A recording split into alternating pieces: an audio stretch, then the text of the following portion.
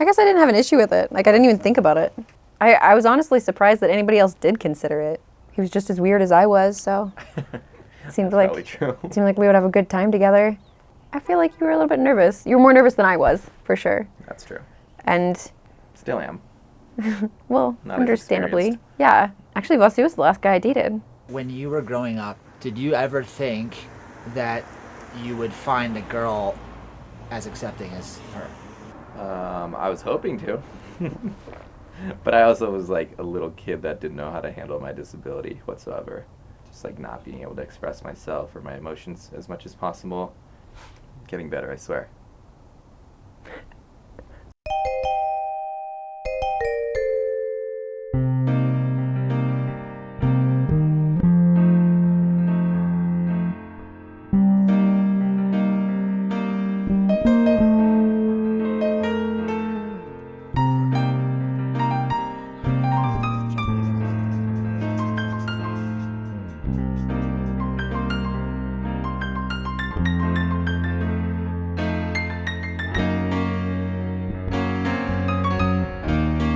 As far as never have had felt that love before from any woman, did you feel like it was so much more special to you, or what was the magnitude of how special it really was because of the fact that maybe you have been insecure about being someone right. with disability? It always comes back to it. I'm just like, is it because of my personality or is it because of my physical being? You know? So I'm always fighting that battle with myself. And most of the time it's probably my personality, but again, it's still underlying and it's always on the back burner when it comes down to creating a relationship, at least to me.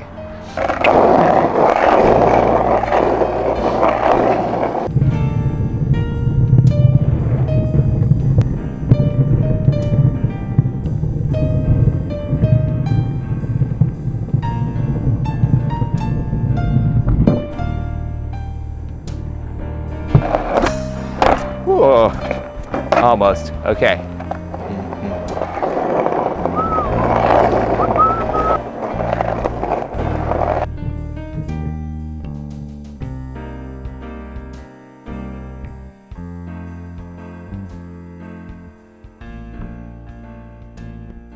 This is so fucking weird, man. Hey yo.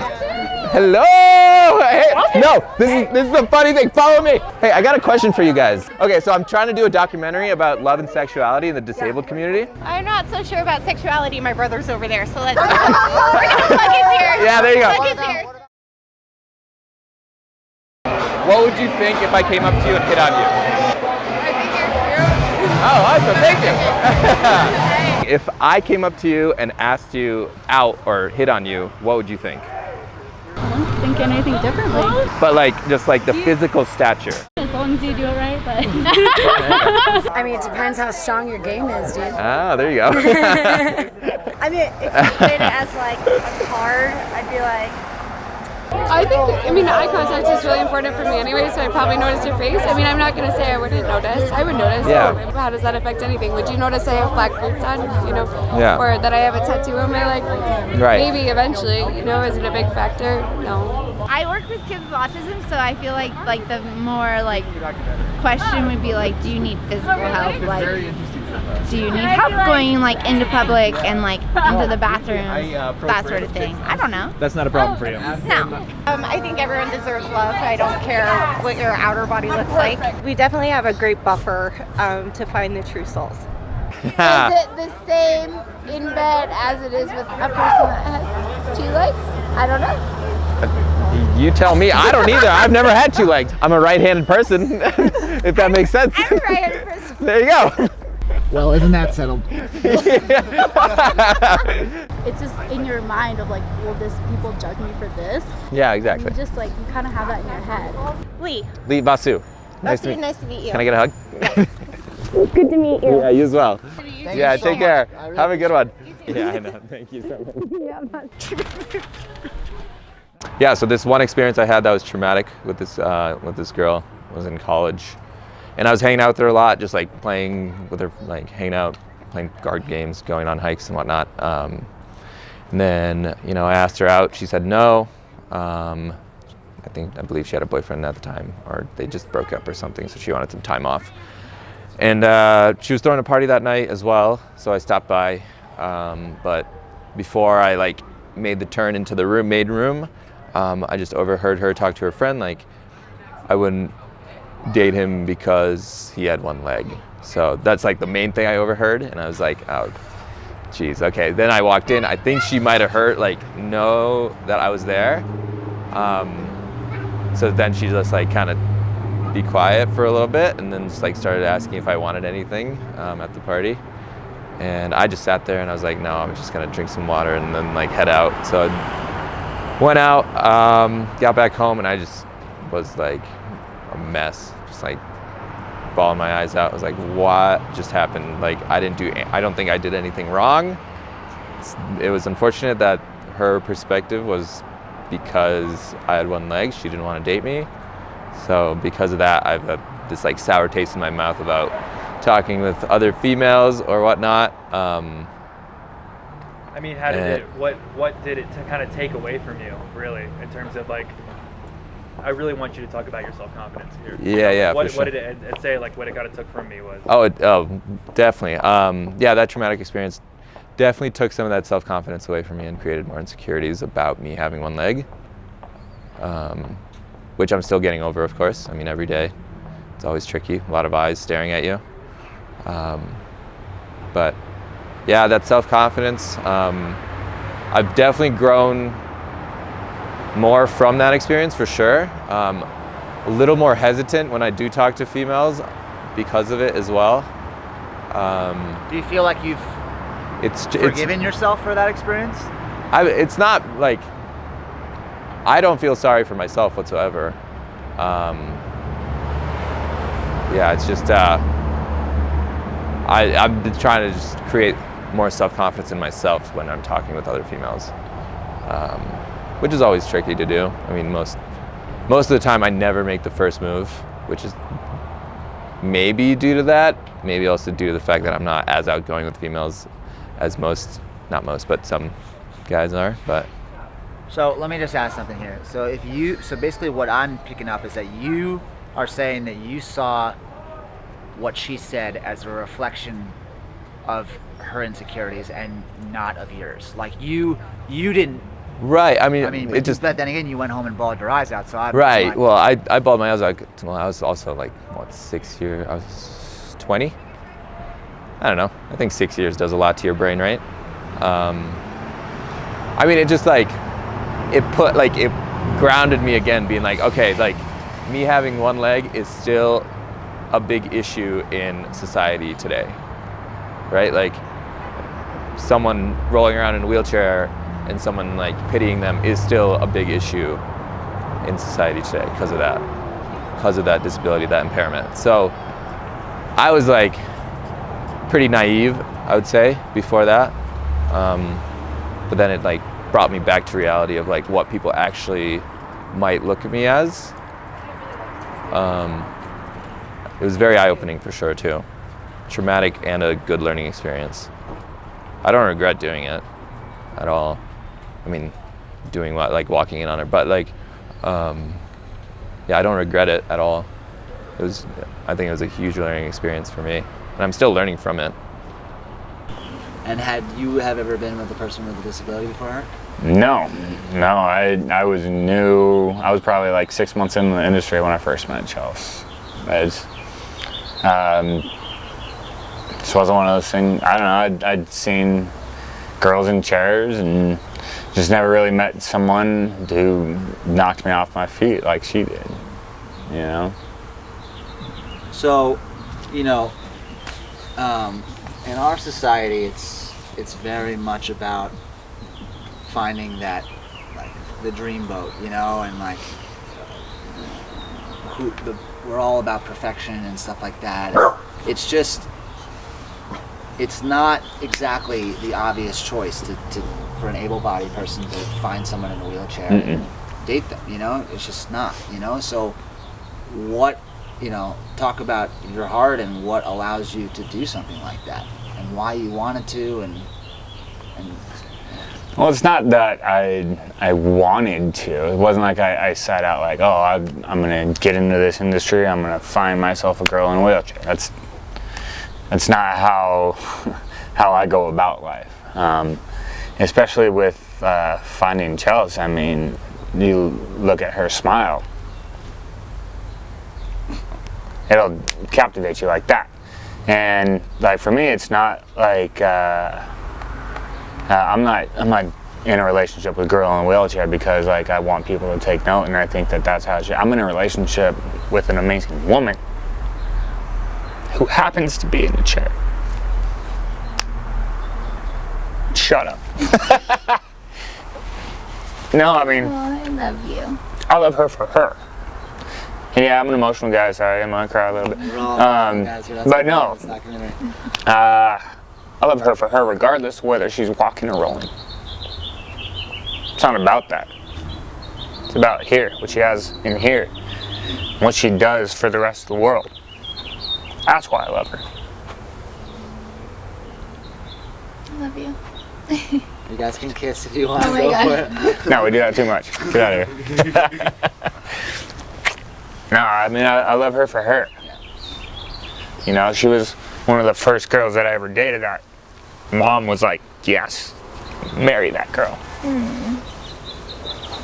You have lipstick on you now. I'm sorry. There you go. It looks good on you, but Is that my color? No, I mean, that's why I date Chelsea. She's an amazing woman. What are you gonna have for dinner? Oh, jeez. I don't know. Beer? I'd have beer. Rolling? Good deal. Rolling? Okay, so talk about so far we've talked a lot about like not just like how you became a person in a wheelchair, but just your mentality, you know, that's what fascinates me. So pretty much, if you could just tell me everything you've already told me. You know, I lucked out. I didn't go through the depression that majority go through, or you know, at least from the people that I've run into, and they have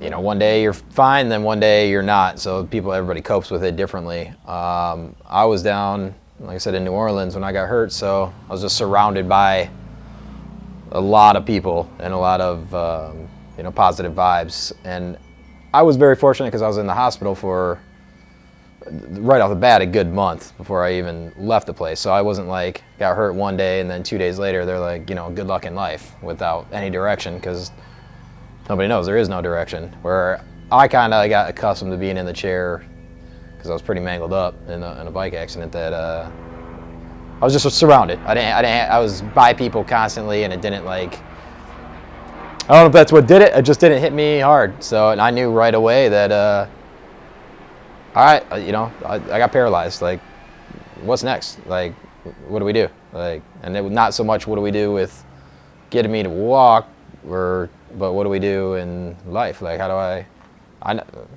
I think I just knew, like, you could drive. I remember that was like the first thing. I know people in chairs drive, so like, let's get a car and let me get out of here. Let me get away from you people. Like, I was just surrounded by people. I just wanted to go to the gas station by myself for the first time, you know, and then from then on, I just, you know, found out everything I could possibly do. Just get back to normal life, except just in a chair, you know. I worked hard at the physical therapy. Obviously, everybody's ultimate goal is to walk, but I also needed to just learn to live in the chair at the same time. And so I just jumped right into it. I didn't hit that gnarly depression. You know, everybody's got their days, but just that just keeps you down. You gotta keep moving, keep trying to find the coolest thing to do out there, and just live life. So there's something to be said about that, like, and I'm glad to be interviewing you because, you know, I want people to hear that and be like, yeah. I wish there was something I could say that was like, oh, this is what I did to not be down. Maybe I wasn't a down person to begin with. I don't know. I just knew, like, it just didn't hit me, and I just always wanted to this is the way it is. Like, it's the cards I was dealt. Like, let's go from there. Like, you know, yeah, it just didn't hit me. So it was easy for me, I guess, to jump into things, and I'm not scared to try new things. You know, like if it doesn't, let's try it. Does this work? No, let's move on to the next thing. Like, I'm not scared of failing at it.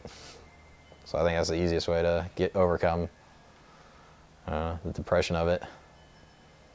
That's my manhood. Like, how do you go on trying to find a relationship or love, or, you know, everything goes through your head, kids and future. You know, I was 28 when I got hurt, so I had no idea where it was going to go.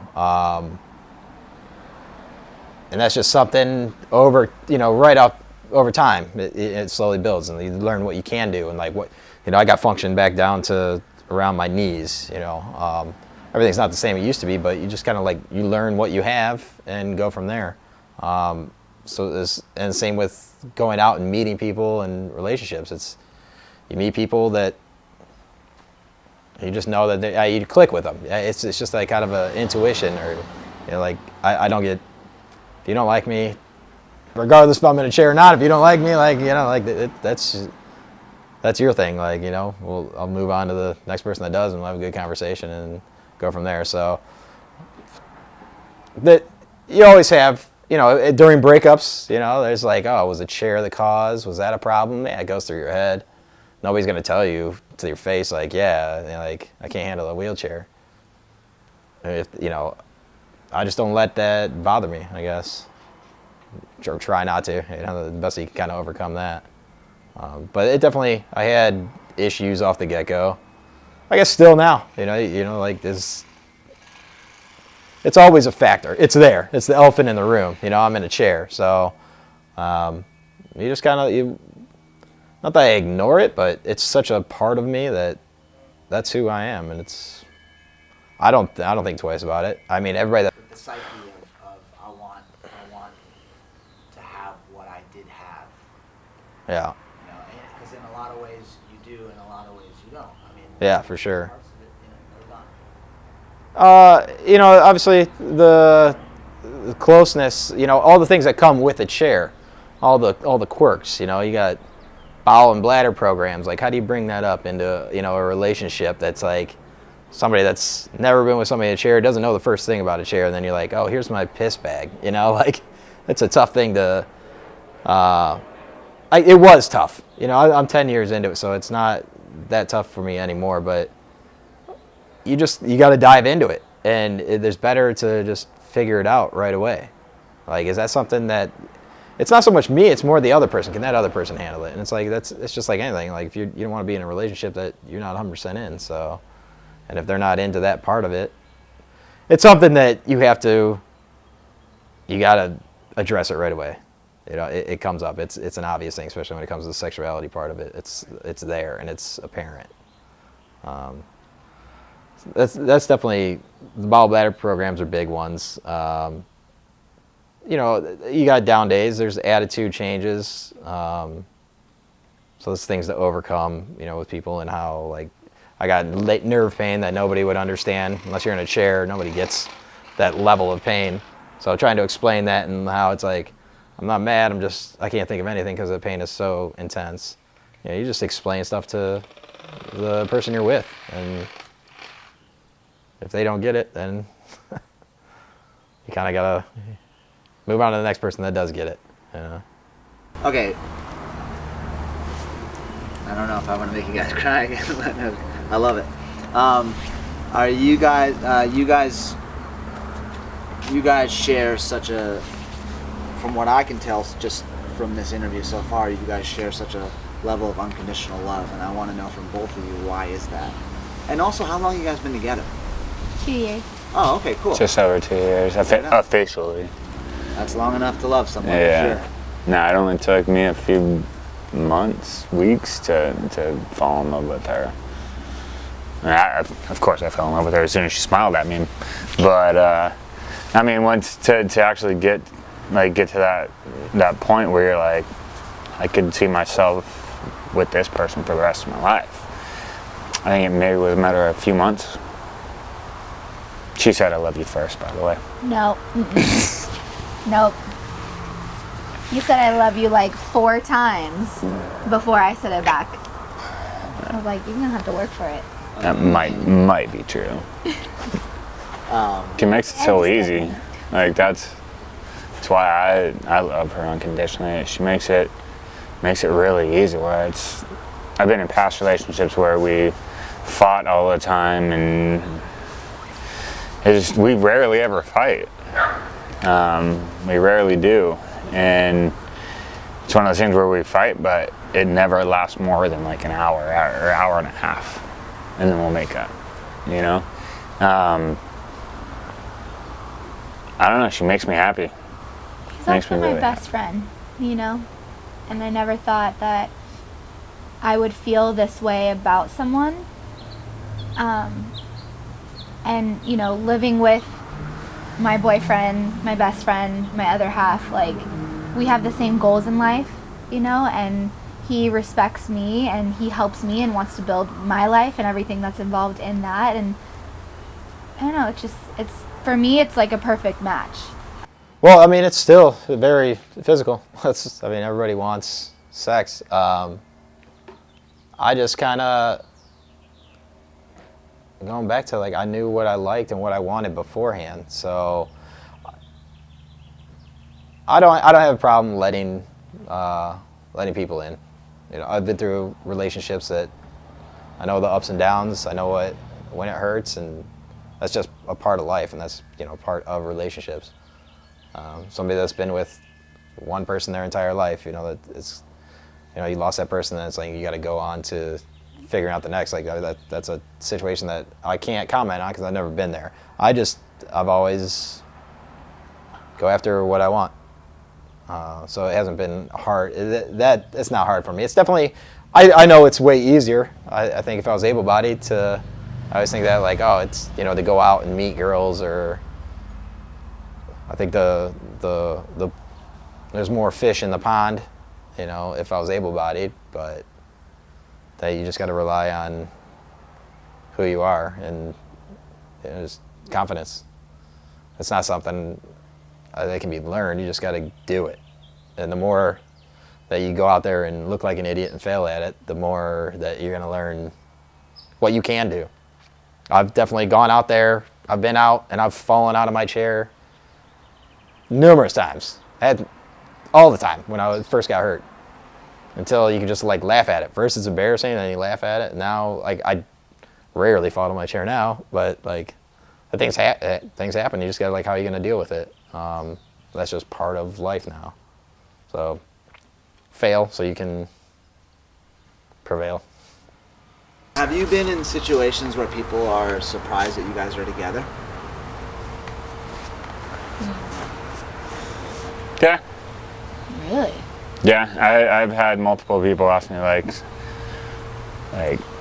you're dating a girl in a wheelchair, like, or how does that work? Like, I mean, through college and like a lot of my friends know, like I got around a little bit, and so when I started dating Chelsea, like, but are you serious? Like, even my parents are like, are you really dating a girl in a wheelchair? Okay, I'm dating a girl who happens to be in a wheelchair. Yeah, I am. What of it? But yeah, no, I've had people question it, and she's the most amazing person I've ever met in my life. Yeah, there's no question about it. I'm dating a girl in a wheelchair. That's crazy because I mean, maybe people aren't shocked that I'm dating an able-bodied, but a lot of people on my side of it, a lot of people are like, oh, like, is your boyfriend in a chair? And I'm like, no. Like, they categorize it for us, you know, the person in the chair is that, oh, you're dating someone in a chair. And it's like, no. You're disabled, so you're in that disabled community. Yeah, and it's like, you're not part of the real, and it's like, no, yeah. Not that that's bad, but it's categorizing, you know, and I mean, granted, I don't see a lot of people out dating that are in chairs all the time. So of course people are gonna be like, oh, you're dating a girl in a chair, and for him it's normal, but for them it's not, you know? So I can see how that Yeah, it's one reason why I'm making this documentary is because I want to try to make it more normal. Yeah. Yeah. Yeah, and it's just weird how it, like now that we're actually asking questions about it, I mean it is just, it's so normal to me, and it's like not a big deal, but like to other people who haven't dabbled into like looking at people past their physical features or what they have to offer, you know, it's we've been conditioned. It's weird, yeah, exactly. Like.